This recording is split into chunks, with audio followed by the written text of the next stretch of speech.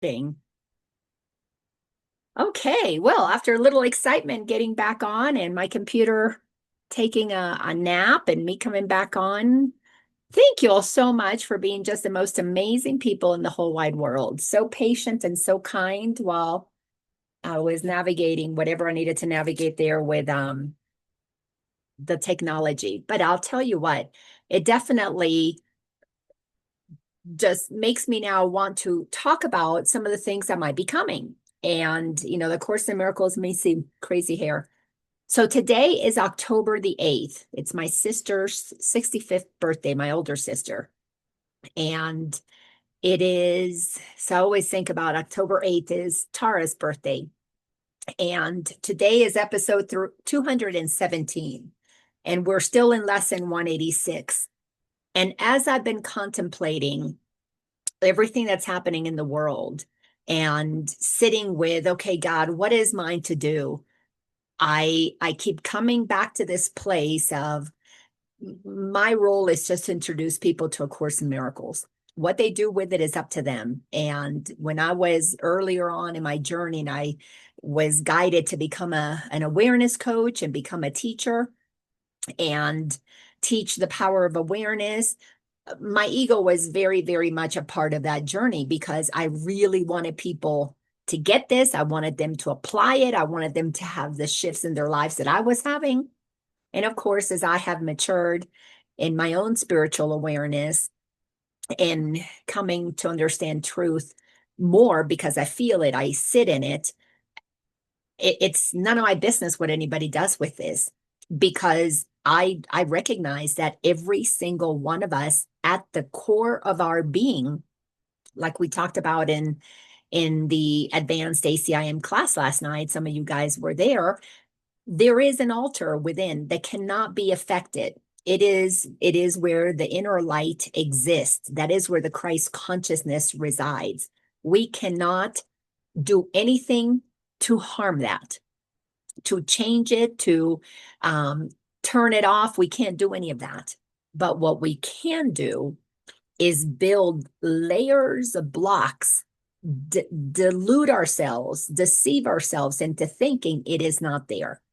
And the reason that has been possible in this third dimensional experience, in this experience of separation, is because we come in as little babies who appear to have nothing in their heads, and we've been trained, we train our children, our grandchildren into believing what we think about them.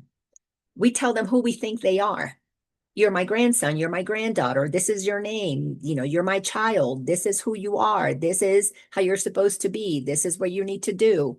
Oh, you have an aptitude for music, then you need to do music. You have an aptitude for science, well, then you need to do science. Or you're doing too much music and not enough science. And this is going to be your religion, and this is going to be the way things are going to be. And we are given all of these hand-me-down beliefs, and they become our identity. That is how we can create blocks to remembering the truth of who we are.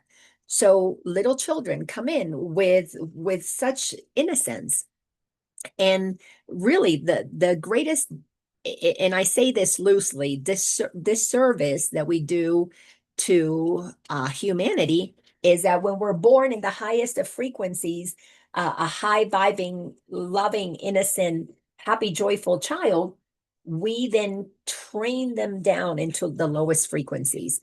We dumb them down truly. We move them out of remembering their truth, and we indoctrinate them with what the mother, father, teacher, preacher, the community wants them to believe is true about them. So not only do we program them, but we expect them to conform to that programming. Everybody who is here, I know you understand what I'm talking about because many of us have been on this journey for a very long time. And we know that we have been deconstructing. We have been unlearning. We have been removing blocks. That's what the Course in Miracles tells us at the very beginning in the introduction. This course cannot teach us what love is. But what it does teach us is how to remove the obstacles that we have built to the awareness that love is what we are. So all we need to do is question every thought. And of course, every thought that we have, every belief system that we have constructed, whether it's the belief system about religion, the belief system about politics, the belief system about genders and races and cultures, all of those belief systems have to be questioned. Somebody who is really on a trajectory to awaken in that process of ascension. Ascension is ascending through the layers of consciousness.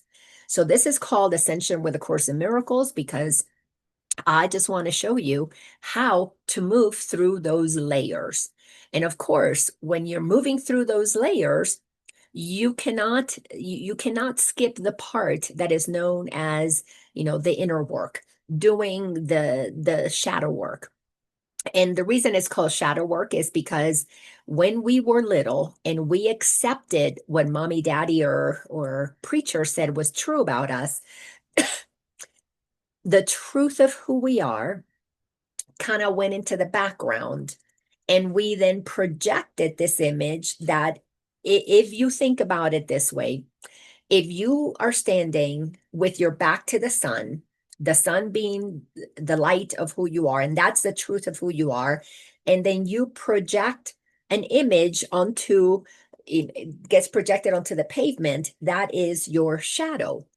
And we have been operating as if what we are is the shadow, not the light that is what powers us. So we have to do shadow work.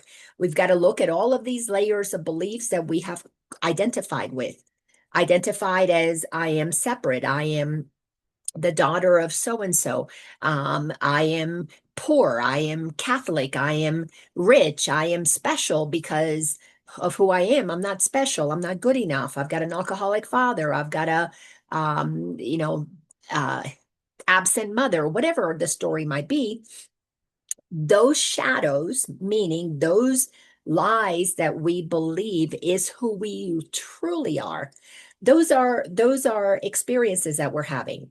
To be the child of the alcoholic, or the daughter of the prince of, whatever, those are all experiences that our soul is having. The light of who we are, so let's say it's just behind us, emanating from the truth of who we are. That is our truth. That is our true identity with a capital I, true with a capital T. We are not taught to identify with that. We are taught to identify with the projection, the shadow that we put on as a mask. So to come to the place that we really do inner healing, we have to look at all those layers, all these ideas about, what's wrong with me because, my dad was an alcoholic and left when I was 10. That's my actual story. But I'll tell you stories of lots of other people that I have worked with over the years.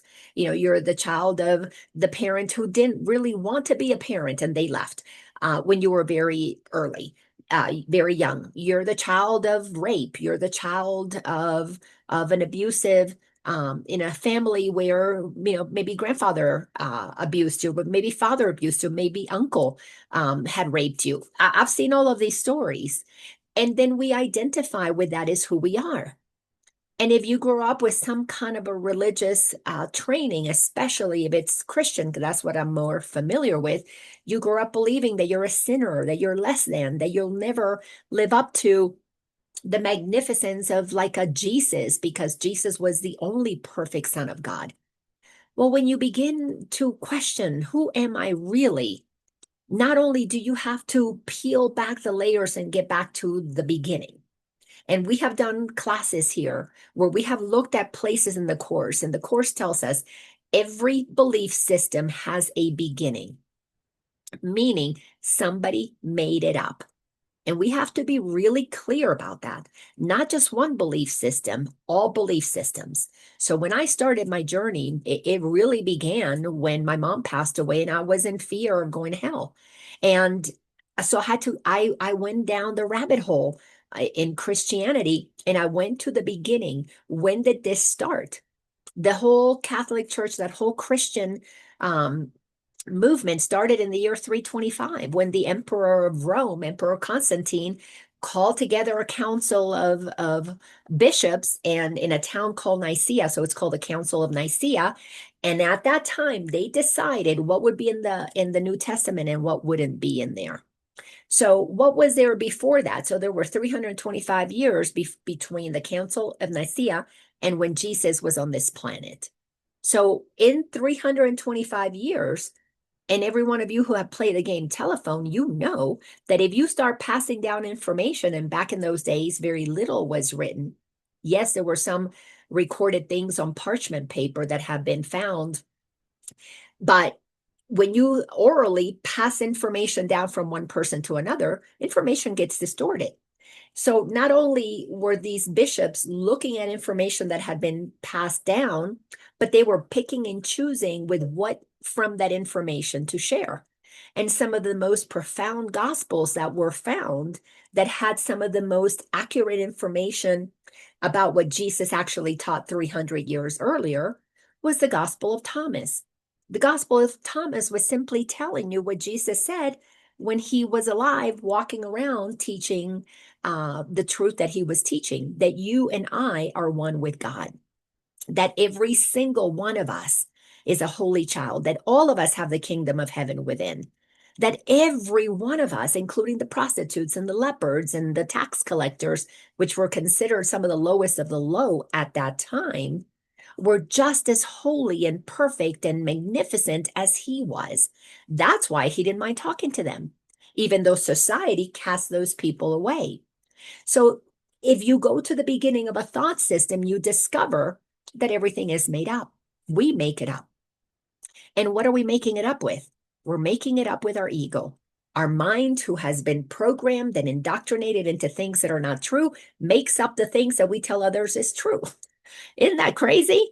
I mean, if you look at it rationally, you have to sit back and laugh at the whole, it's a divine comedy.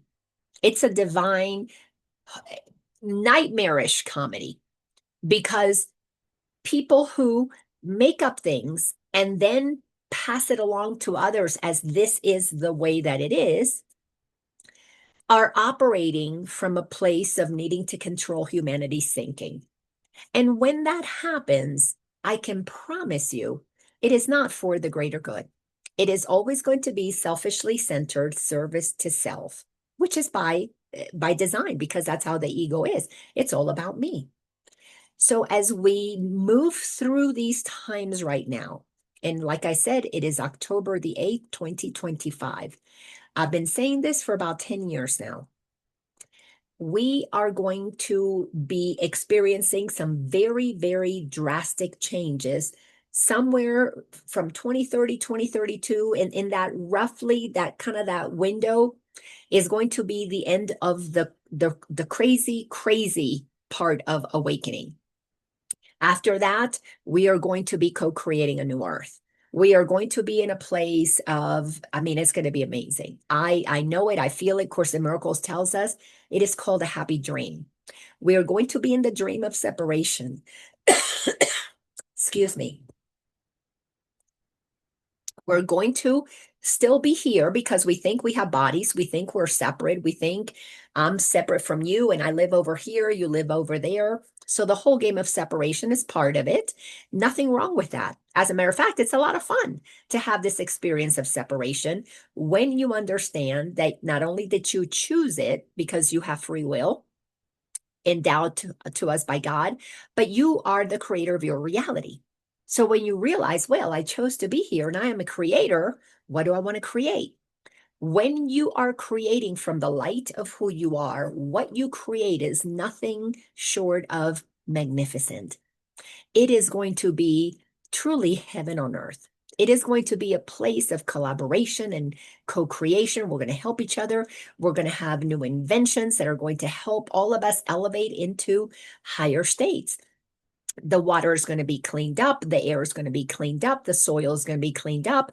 We're going to use our creativity to not only come up with more sustainable ways of living on this planet that doesn't pollute it, that doesn't damage it, that regenerates things in such a way that leaves things really, truly better for our children and grandchildren. But it is going to be a place where we're going to honor each other for the light that we are. Because to be able to experience a happy dream, you need to know who you are. You cannot be operating from ego. Ego is the nightmare, is the unhappy dream that we're waking up from. Now, nobody in the unhappy dream has to go to the happy dream. You don't have to give up your attachments. You don't have to give up your identity. You don't need to do any of that.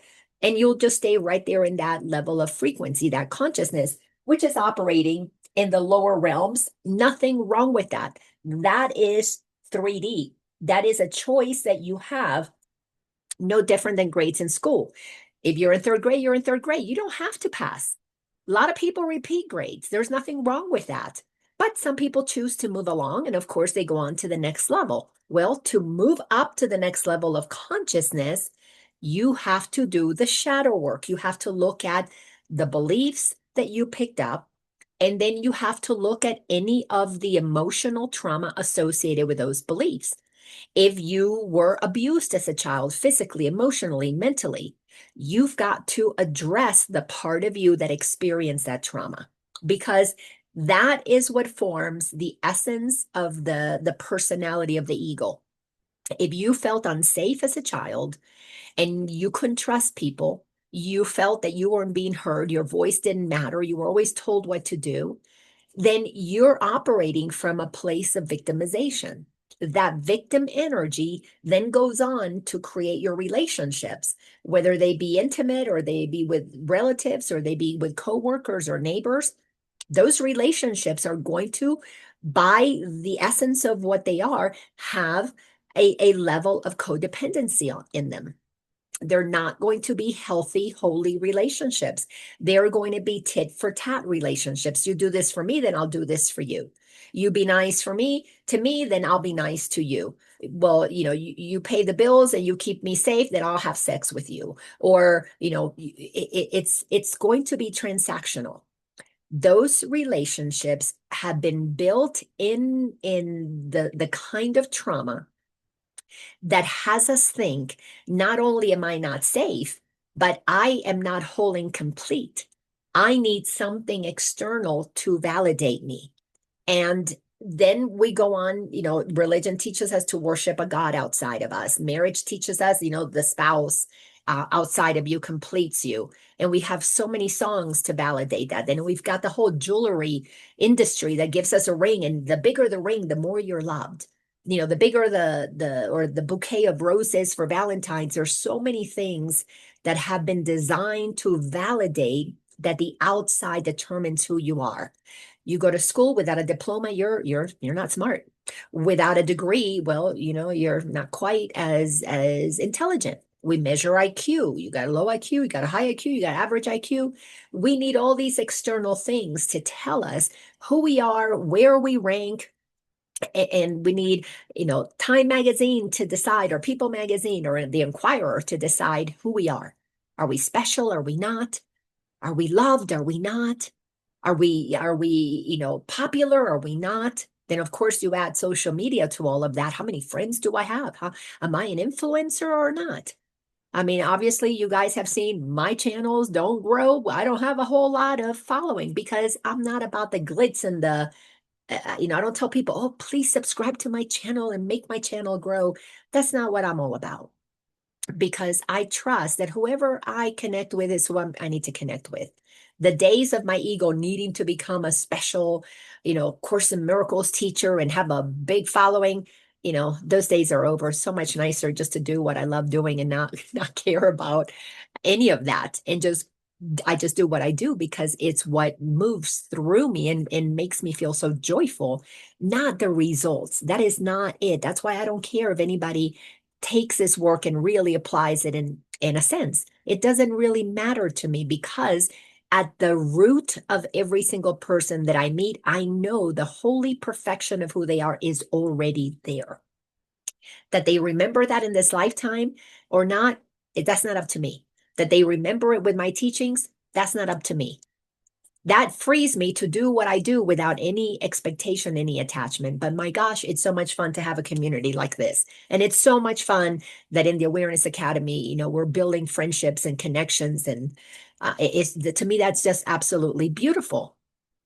So let's get to the lesson. The lesson that we started a couple of weeks ago, lesson 186, is the salvation of the world depends on me. A lot of people, when they first read that, don't like that. I don't want to be responsible for the whole world. Well, here's the thing. It's a beautiful, beautiful experience to have when the salvation of the world depends on you. What that means is that you no longer hold the world responsible for your happiness.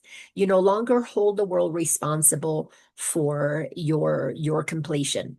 That's why I don't need anybody to do anything, because I have already saved the world, meaning I spared them from having to satisfy my ego. I have completely spared the world from any attachments, any codependent bullshit.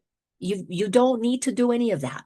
When you're with me, whether we're in a class or we're socially hanging out, you're not going to feel those tentacles of my ego trying to suck something out of you, trying to suck a compliment or trying to suck a commitment or something. It's not necessary, because when you understand the truth of who you are, you will be embodying the characteristics of a teacher of God, which is the series that we do on Thursday nights.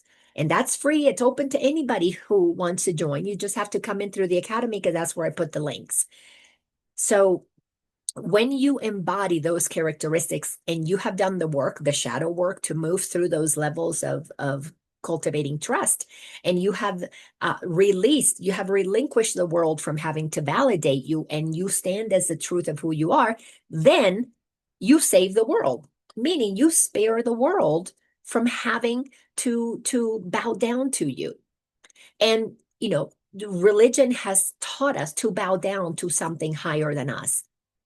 And I'll tell you, that is one of the greatest lies that we have been told. And we all bought into that, into those lies, hook, line, and sinker. And we have to do the work of getting that hook out of us, meaning we've got to get brave and courageous enough to question those beliefs.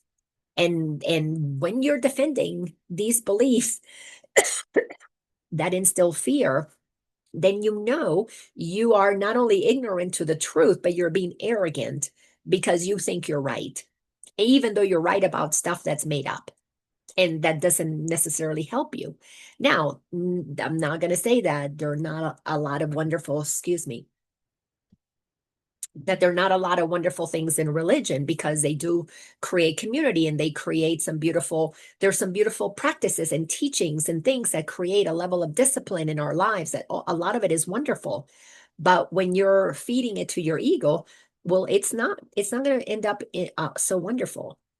When your soul is activated with it, when your inner light is experiencing the truths of those teachings, you're unstoppable with the level of love and compassion and kindness that you have.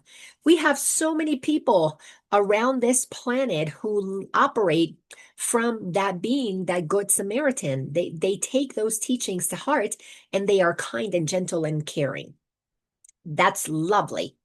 But the majority of the people, not so much. They either move into being inferior, move into being victimized by it. Oh, poor me. Jesus died because of me. Jesus never said, I was killed because of you. Jesus never said, you are at fault for what happened to me, ever. So in A Course in Miracles, Jesus comes back 2,000 years later to correct what was misinterpreted and put out there by the Council of Nicaea, and then others through the years, to control humanity and make humanity feel like they're less than him. Jesus doesn't want you to think you're less than him. Jesus wants you to know that you are equal to Jesus. And the reason we're equal is because we all have the light of Christ within. The light of Christ is the truth of who we are. It is the essence of God in each and every one of us. That does not go away. It is there always. Blocked? Yeah, for most of us, absolutely blocked. So the work of awakening is the work of excavating. You got to move through those layers. You got to be courageous enough to see what's there. And here's the good news. You don't have to go, crazy trying to excavate and not knowing where you're going. It's very simple. The irritation is an invitation. Something upsets you, there's a place to look. The truth of who you are never gets upset. It is patient. It is gentle. Look at the characteristics of a teacher of God. It is open-minded. It is tolerant. It is patient. It is gentle. It is joyful. Never gets upset. So why are you irritated? Well, that irritation is an invitation. Where did you pick up those beliefs? Who taught you that? And begin the process of training your mind to not think like grandma taught you, to not think like the church taught you, to not think like the government, who we all know is notorious for lying. Don't think like the government taught you. Begin to think with God, and you train your mind into accepting the truth of who you are. Then we are operating in a world where everybody is going to be in integrity, honest and truthful, and minding their own business, doing what comes natural to them, not trying to hold humanity responsible for validating who they are. Can you imagine the relief in not having to validate all these freaking people? I mean, that's freedom. So this lesson, salvation of the world depends on me. In the first paragraph, the first sentence tells us, here is the statement that will one day take all arrogance away from every mind. Here is the thought of true humility, which holds no function as your own, but that which has been given you. You've been given a function by God. You've been given the function of being the light of the world. You were created to extend the kingdom of God. Each and every one of us, within the inner altar, is the light of truth, the light of God, the light of love. From that place, we get to shine brightly the truth of who we are. And we get to show the world what God is, not some punishing, bearded character on a cloud somewhere waiting to see, who is it going to rain fire on, and who's it going to turn into pillars of salt, and who needs to be sacrificed, demanding some kind of a lamb or a person. Those things are all made up. And we have to understand that we've got to sort out the truth, the truth about what God is and what has been made up. Every belief system has a starting point. Where did those things start? Before, think about it this way. The Christian movement, Catholicism, has created the Christianity. Jesus didn't come to establish a religion. As a matter of fact, Jesus came to abolish religion. And Jesus wasn't even Christian. He was a Jew. Well, why didn't we call it, Judaism? Well, it already was there. And we couldn't call it something like that because Jesus he wasn't trying to teach us more Jewish stuff. As a matter of fact, he was saying all those laws that the Jews had.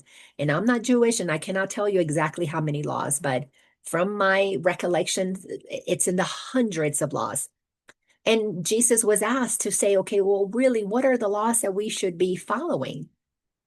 So simple. Love God, meaning come to know who you are. Because when you know who you are, you will fall in love with yourself because you will fall in love with God. You will feel the love of God, and the love of God is what allows you to love everything, including yourself. Then love your neighbor as yourself. So you got to know God. And the only way to know God is within, because the kingdom of heaven is within. So you go on a journey to know God inside, and then you discover, oh, it's just pure love. And when you discover that you are pure love, and then you extend nothing but pure love, of course you love yourself. So loving your neighbor will be easy because you will know that God is in them as well, and they are pure love too. So love God, and then you love your neighbor because you came to love yourself. So simple. You don't need all these laws about you got to pay 10%, or you can't do this, or you can't do that. You can't eat food on this day. You can't, do something on that day. You've got crazy things that are all about control. And when you are not in control of your mind, somebody else is going to be happy to control it for you. And that's what humanity has been under for thousands of years. These teachings have come to us at this time to tell us, stop being arrogant. Arrogance means you think you're right about everything that you know. that arrogance that I am not as God created me. I am not one with God. I'm not good enough to be one with God. All those, especially, Christian teachings that you're a sinner, let that shit go.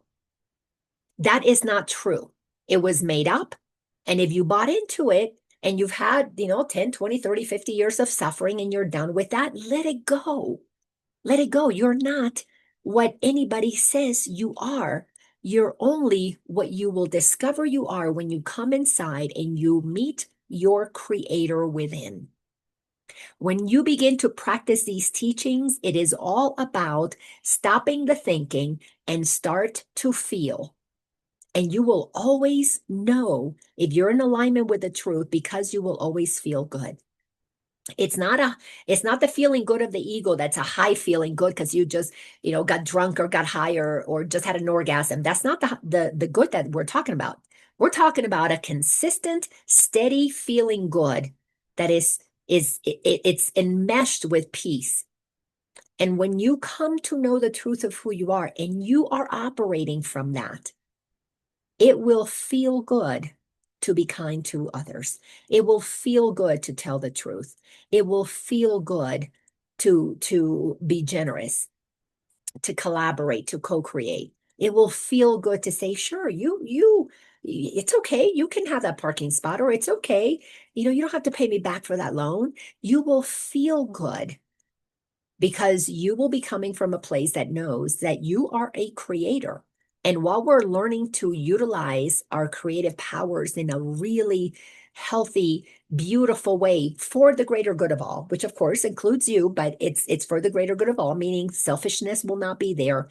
That is when you are going to recognize that it feels so much better to operate from the withinness that is in you, guiding you. When we're chasing the job or the money or the person or the status or the whatever, not only is it exhausting because you're constantly chasing, you're a hamster on a wheel, but you get that thing and it doesn't last. You get the excitement and then you start the worry. Oh, so excited. I got this big promotion. I can buy this nice new car. You get in the car, you leave the dealership and the high of, oh, it's my car. And then all of a sudden, oh no, somebody's going to hit it. Somebody's going to wreck it. Oh, my child wants to borrow it. I don't know if I can trust them. So all of a sudden that high of excitement turns into worry and concern.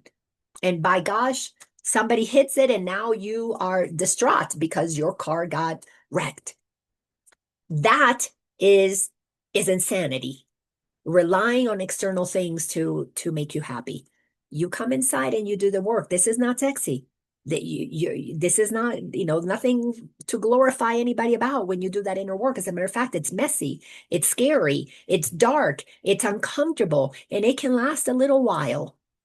And many times you're going to be depressed for a little while because you're going to be finding out stuff about you and your family and your childhood that are going to make you very, very mad, very angry.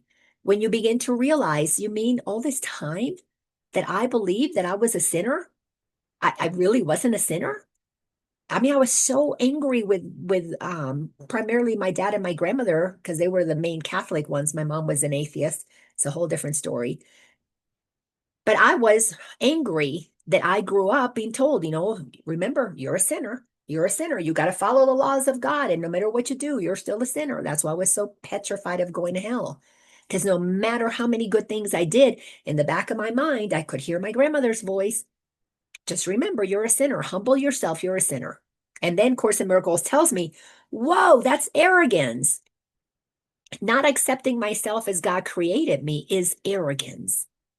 So doing that work is going to be challenging. That's why I love doing it in community. It's just so powerful. I've been doing this 20 years.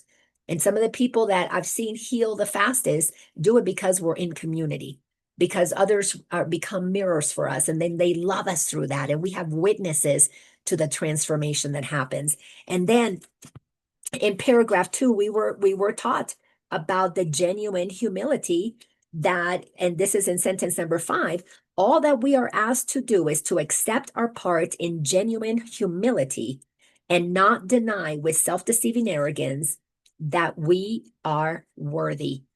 We have to accept that we're worthy with humility. I'm worthy.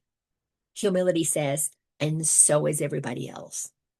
so are the rocks and the trees and the birds and the bees and the grass and the flowers and the snow and the rain.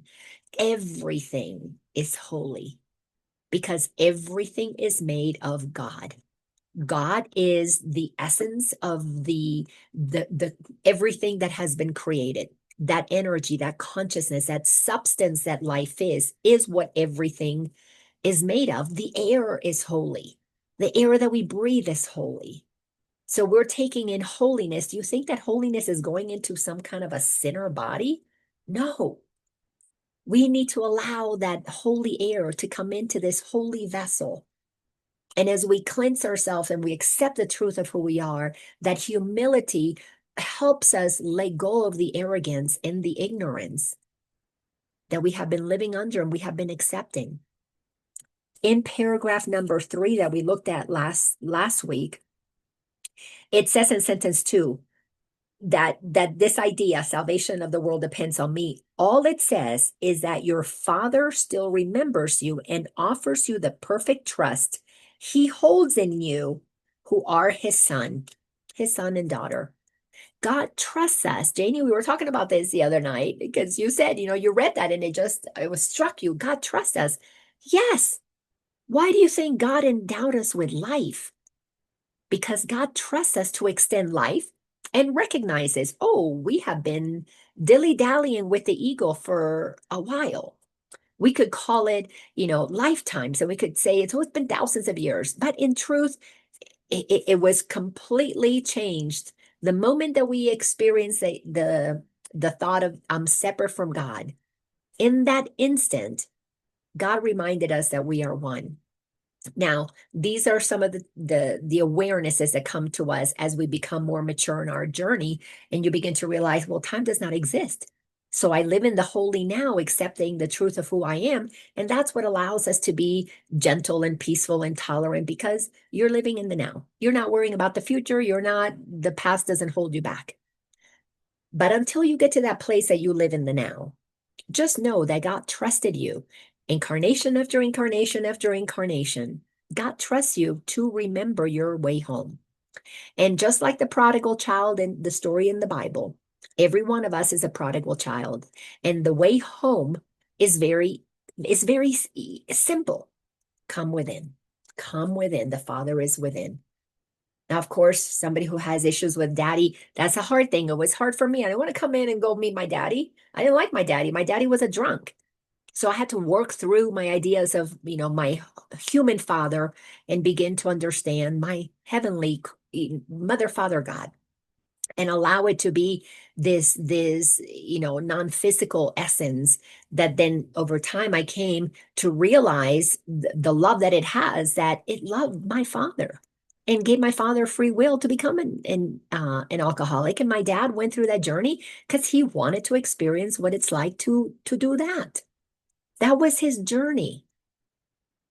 I don't need to fix my dad's journey. That was his experience. My experience was, because I do believe in soul contracts, that I wanted to experience what it was like to not be, to feel abandoned by an alcoholic father. So I got that experience. He got that experience. Check. We don't have to do that again. If you're conscious, you don't have to relive that again. That is the end of these karmic cycles that we are being invited through the Course in Miracles to stop having to suffer, experience that pain of being victim and bully, and move into the place that you accept the truth of who you are. God trusts us, and it is just waiting there. You'll come whenever you come. However, the Course tells us we can only go so far before we are going to be called back home. It's like kids, my kids, when they were little, they would go out at night. I tell them, when it gets dark, come home. And sometimes they didn't come home right away, but I knew they could only go so far before they were going to come home. Well, God is the same way with us. It trusts us. And that's why I don't have to worry about anybody coming to God, coming to know the truth, because everybody is under God's plan. And that is the overriding plan. And we will all come home when we get tired of being in the dark. Once you're tired of being sick and tired, then you'll come home. But the coming home is to come within. So in paragraph number 4, paragraph 3 is so powerful. Let me read from sentence 6 on to set us up for paragraph 4. Actually, we read paragraph 4, so we'll start paragraph 5, but I still want to read the end of paragraph 3, sentence 6. Today, we will not shrink from our assignment on the specious grounds of modesty, that modesty is outrage. Stop being modest. You're a holy child of God. It is pride that would deny the call for God himself. All false humility we lay aside today, and we will listen to God's voice reveal to us what he would have us do.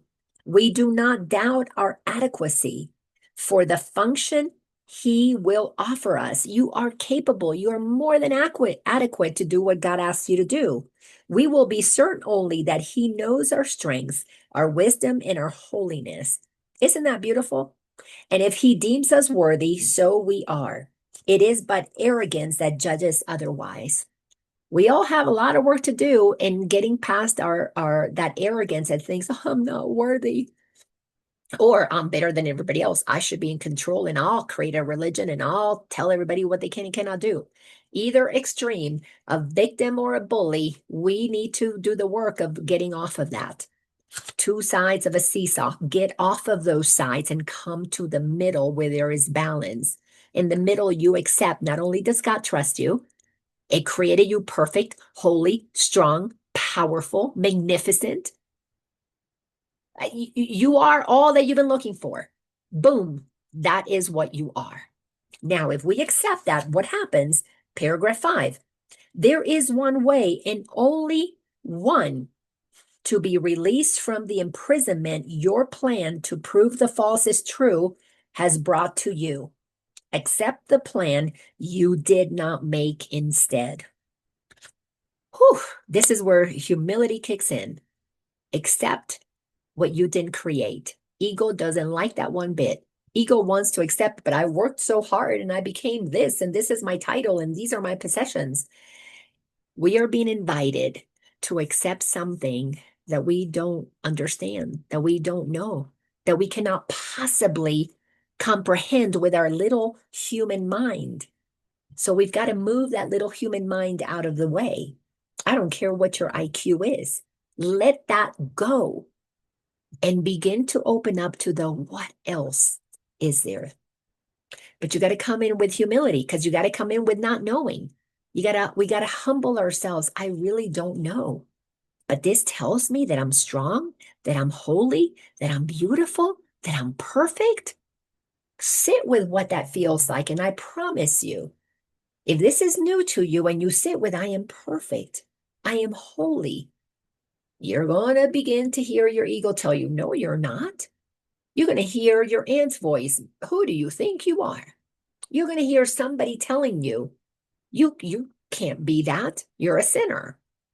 Those voices are telling you the things that are the lies, that are the blocks to your awareness of the truth of who you are.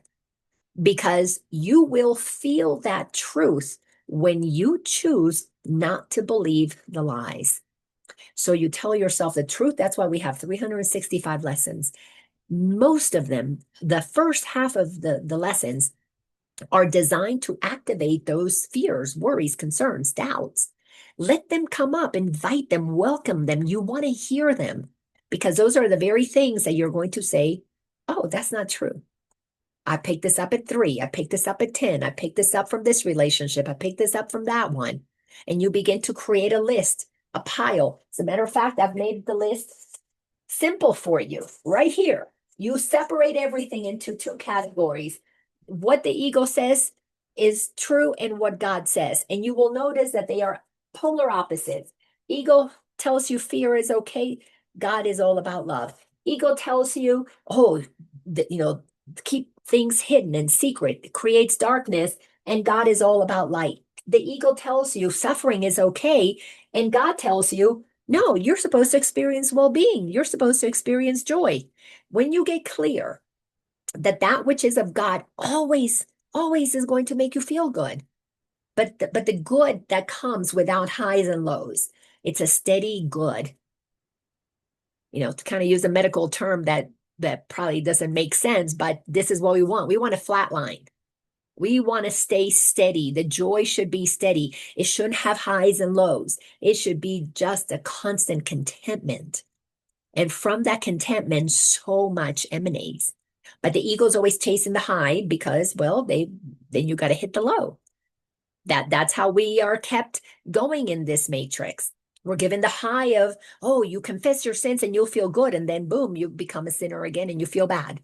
So you need the high to make yourself feel good because you felt so bad and you go start drinking or drugging or sexing or whatever. And then that wears off because it doesn't last forever. Boom, you're at the low. And we stay in this game of up and down and up and down. That's why we're exhausted.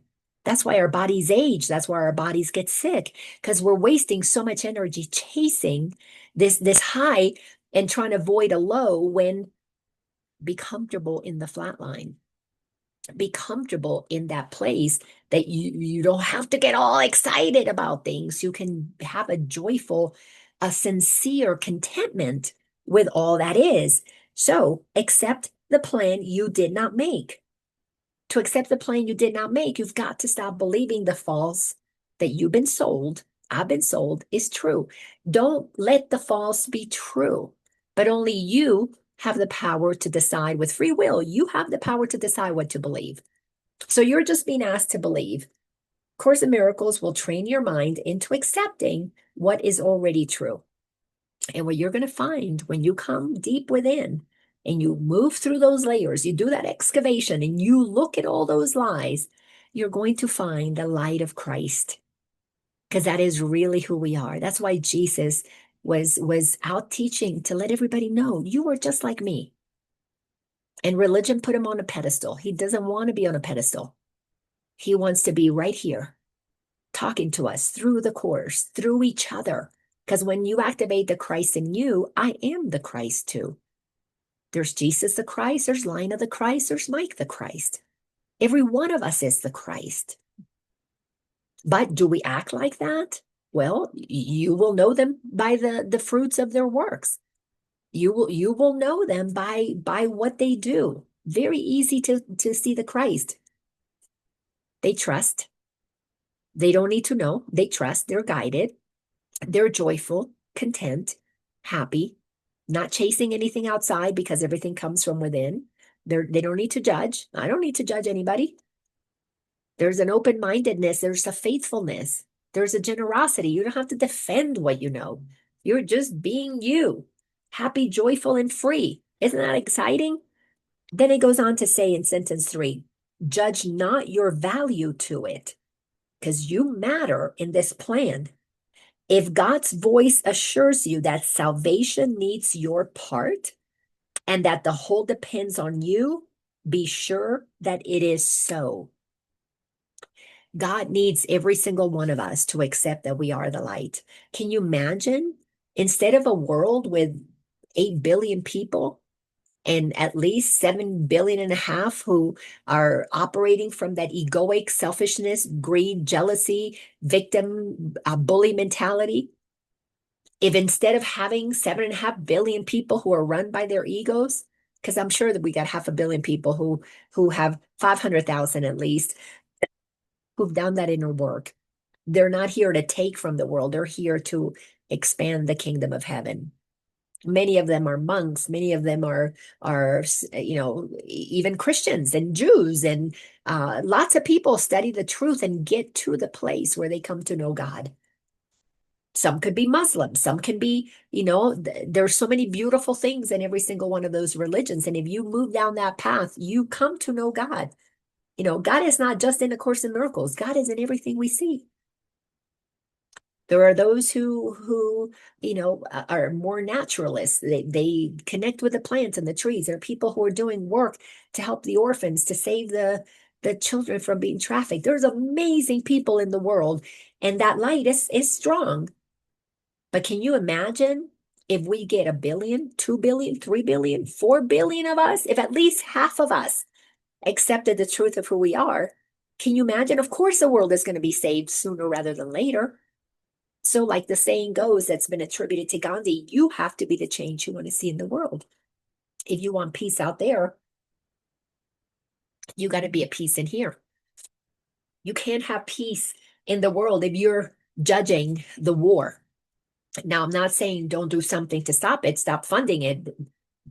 You know, you can even march if you want to for peace. You can do all of those things in this world, but in your heart, we have to know that everybody is a child of God. Everybody is the Christ. Either they remember that or they don't. They'll remember it. The more of us begin to remember it and live as that. And when we're not judging them and we are shining our light and living our happy lives and doing things for the greater good without expectations, it has a ripple effect. Why? Because God wants all of his children to experience the love and the peace and the freedom that is our birthright. God's not sitting back twiddling its thumbs and waiting for, all of us to work our way through drudgery to turn on our lights. God's not going to punish us if we don't, but the Course tells us, all of the teachings that I have read that Jesus has channeled tells us that we have so many helpers, we have so many guides, we have so many beings, so many people are channeling this information, that we are being fully supported if we just commit to accepting God's plan for us, not our ego's plan for us, which usually, has something to do with how much money we're making and what house we live in and what car we drive. That's the ego's plan. This plan is about simplicity. It's about acceptance of something so beautiful and magnificent. You cannot go buy it anywhere, but it will begin to shine and it will begin to expand from within you. And only you can bring that into reality because you have to give it permission. But the way you give it permission is by accepting it's already there. And then the work happens so much easier when you begin to accept who you are. So yes, we have an important plan. The sentence 5, the arrogant must cling to words, afraid to go beyond them to experience, which might affront their stance. Yeah, the ego doesn't like for us to think that we are holy and perfect and we don't really have to do anything. The ego is trained into doing, and becoming and having and acquiring and accumulating. And then I got to get a certificate. And if the certificate says that I have a PhD in Jesus, then I'm there. To God, like we have to become like little children. I watch my grandchildren. They don't walk around trying to impress me with how many degrees they have that say that they are joyful. They just are. And every one of you who has grandchildren or little kittens or little puppies or little children, you know that there is a natural effervescence of the truth of who these little ones are, who these precious beings are. Sentence 6, yet are the humble free to hear the voice which tells them what they are and what to do. This is the invitation. Become humble enough. That was one of the hardest things for me, to say, you know what? I don't know it all. I thought I did. My arrogant ego was very righteous. Ask my ex-husband. He will tell you. I definitely had that righteousness because, that I was under the trance of the ego. But when I began to move past the arrogance and began to experience of freeing my mind to hear the voice of God within, wow, I began to feel such love for myself, such compassion, such kindness. I began to really realize, my gosh, you were so brave to incarnate and have the childhood experience that I had. And there were many beautiful things about it. But boy, being rejected by your dad on day one, I was born a girl and he wanted a boy. And from that moment on, my dad didn't want anything to do with me. And I felt it. The whole 10 years that he was home, I felt it. There were 4 little girls in the house and he did not like to be with me because I was that disappointment. I was not that Joseph Jr. that he wanted. And you know how life, with that need to have a boy so that he could feel, his manlyhood, guess what God gave him? Not God gave him, he created it. God doesn't really give us anything other than the truth within, and then we share it, and with that we create. But what my dad ended up attracting into his life, which was how, he was the lessons that were coming to him. He had my sister Tara, that I said today's her birthday. Then me, and of course I wasn't a boy. I was supposed to be Joseph Jr. And then, which I'm surprised they didn't call me Josephina, but anyhow, then he had twin girls. So my parents had 4 little girls under the age of 3, because we're all a year and a half apart.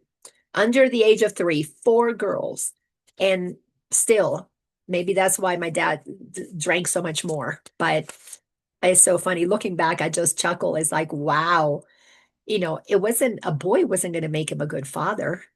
He would have been a good father if he just loved what he had. If he would have accepted what he had, the goodness of the God within him could have come out and had such a good time. But because he wasn't letting himself enjoy what he had, because if he had it, it's what he clearly needed to experience. If he would have been happy, he wouldn't have been so depressed and needed to drink so much that he didn't get to enjoy his daughters at all. I mean, my dad died without much of a relationship with most of us. It's just, it's amazing. But, I don't know what anything is for. Sentence or paragraph 6 says, arrogance makes an image of yourself that is not real. Arrogance meaning I know who I am and it is not what God created. When we make an image of ourselves with the ego, it is not real. It is this image which quails and retreats in terror as the voice for God assures you that you have the strength, the wisdom, and the holiness to go beyond all images.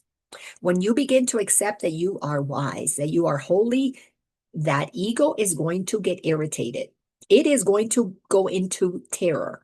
It is not going to like to hear that you are amazing, unless, of course, it's inflating itself. But when you're doing this work with humbleness and you begin to hear, I am holy, that ego is going to start to shiver with those thoughts that you got conditioned with. Who do you think you are to be holy? You're not even, you're not, your dad didn't even want you. All those thoughts are going to start to come up. They have to, because the truth of God's knowingness of who you are operates at a very high frequency. It's like, let's just call it light for an easy example. You begin to shine that light in the places you haven't been looking at, which means it's dark in there. You have no idea what's in there. You begin to shine that light. I am holy. All those things that have been in the dark, and like little cockroaches, are going to start moving around. And you're going to start hearing, I can't be perfect. I can't be holy. When you begin to let yourself accept what God says is true about you, is bringing the light into the dark. And what was hidden there is going to come into your conscious awareness. Then you're going to release those things because they're not true. And what remains? Nothing but the light of who you are. You clean house. You end up with spaciousness within. Your mind lightens up. You cut the cords to all of the weight of all the stories you've been carrying from the past that anchors you in the lower dimension. And you begin to feel yourself rising. But not because you did anything to be holy, but because you made the choice to not listen to the ego and trust the voice of God. That is the work. We have to do the work of accepting that we are how God created us, not how the ego thinks that you are. This is amazing work. It's just so powerful and so beautiful. Sentence number 3, you are not weak, as is the image of yourself. And you know the image of yourself is weak because if somebody doesn't call you back, I'm so hurt. Somebody doesn't invite you to the party, I feel left out. That's pretty weak. Your holy self says, oh, somebody didn't call me back. Well, they must not have had time to call me. They'll call me when they have time. Somebody doesn't invite you to the party. You're like, oh, great, I can do something else. Somebody doesn't hire you or somebody fires you. The ego goes, oh my gosh, I don't deserve that. Your holy self goes, oh, great, I got let go. Then there's something better for me. 2 totally different ways of experiencing life. One from fear, the other one from certainty and freedom, that everything that happens is for your greater good. The ego takes everything personally. That's why it's weak, because it can be so easily manipulated. You blow on the ego and you can see people fall over because their egos are so fragile. Sentence 4 says, you are not ignorant and helpless. Sentence 5, sin cannot tarnish the truth in you, and misery can come not near the holy home of God. Wow, wow, wow. If you can sit and accept that that is the truth of who you are, strong, powerful, holy, magnificent, a creator, you are creating your reality. Now, we are moving through the period of time. We are at the beginning of the end of the insanity for those who have chosen the path of awakening. We are at the beginning. We've got 5, maybe 7 years at most left of seeing the old ways crumbling and collapsing and moving into the co-creation of the heaven on earth that we want, the happy dream. But we have to turn the light on inside. We have to become that beacon of light that others will be attracted, our family members. And I am certain that pretty much every one of you who is here is probably the first person in your family, or maybe the second, to begin to do this work.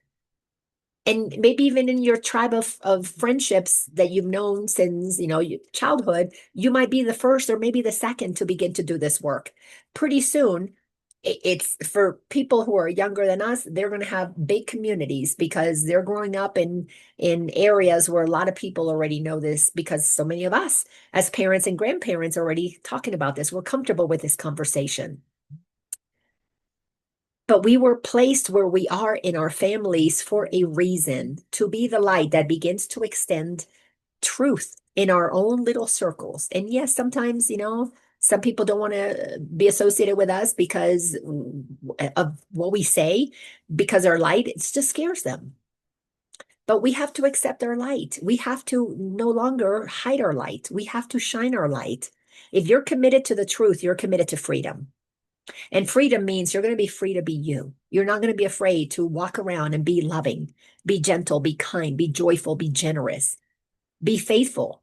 Talk about God if you feel like talking about God. The days of being afraid to talk about God and then God's talking to me or Jesus is talking to me, those days have to be over. We have to be, share the truth loud and proud, because that's what the world needs. Why? Because the salvation of the world depends on us being very comfortable knowing the truth of who we are and extending it. You're holy. You're holy. You need to know it. And then live from that place of holiness. The world depends on those of us who are shining our light for the insanity to finally be so clear. The light becomes so bright that we can see all the creepy crawlers that have been hiding in the darkness of corruption and lies and greed and controls and abuse. We need to see all of that. We contributed to that, albeit unaware. It doesn't matter. We contributed to that. We're taking our light, shining it on that, so that all of this can dissolve, that doesn't have love at its core. And when it dissolves, what is left? But this joyful playground called planet Earth that is going to go through its own purging, its own cleansing. Why? Because it's the essence of God itself too. So Mother Gaia has to go through her process. And she is being facilitated by the entire universe, flooding us with energies that are bringing to the surface all the irritations that could possibly help us see what is not true. And boy, they're not pretty, and they're coming fast and furious. So every single time you get upset about something, instead of being mad at something out there, just accept. And this takes a lot of humbleness, and it takes an incredible amount of courage. And that is to acknowledge, I created that. I contributed to that, whether it be through my taxes or through my ignoring it, I contributed to that. But now I am taking my power back. I don't want to feed that machine anymore. And when you begin to say, I don't want to feed that machine anymore because I want to come to know what God's purpose is for me, we create a space in which we do our inner work and we get lit up from the inside out. And from that space, we will have discernment to see more clearly what is low vibes, What is higher vibes? You'll make your selection for medical care that way. You'll make your selection for the education system for your children or grandchildren. You'll make your selections for your car. Is this high vibe? Is this low vibe? Because you will feel what is in integrity, what is out of integrity. You will choose your politicians that way. You will choose everything that you do, your grocery stores, the products that you eat. You're going to begin to feel what is higher vibe, meaning what has more life, more integrity, more joy, more sustainability. You will make your purchases that way. The days of shopping to have stuff and accumulate and have more, and oh, look at how much I bought at the dollar store. Those days are going to be gone because we don't need to fill up space with crap when you have so much goodness inside of you and you are wanting to extend it. You want spaciousness. You want your house will become a reflection of your mind. The more clutter in your mind, the more clutter in your house. The more emptiness within, the more emptier your home is going to be because everything is a mirror. Anyways, I'm just so excited. Thank you so much for being here today. I just absolutely love, love, love that we are on this journey together. And as I said, this is episode 217. If you want to watch any previous episodes, they're all on my YouTube channel. If you want to dive in a little deeper into the course, join us in the Awareness Academy. And thank you all so much for being here. Does anybody want to share if you got a nugget today? If not, I know I'm going to see a bunch of you all later. Just unmute yourselves if you feel like you want to share. Nope. All right. Yeah. Oh, yes, Miss Kathy. Just something that I read in paragraph 2, number 7, just gave me so much peace. Was our minds are suited perfectly to take the part assigned in us by one who knows us well. I just love having somebody know me so well, and that he knows my personality and he knows my desires, and he knows what I need to improve on, and I mean he knows all that, so I can just trust. Well, and God knows that you can do the part that is you. Thank you, Stacy, for the love. The part that is you, God knows that you will play that perfectly because you're like a piece of the puzzle.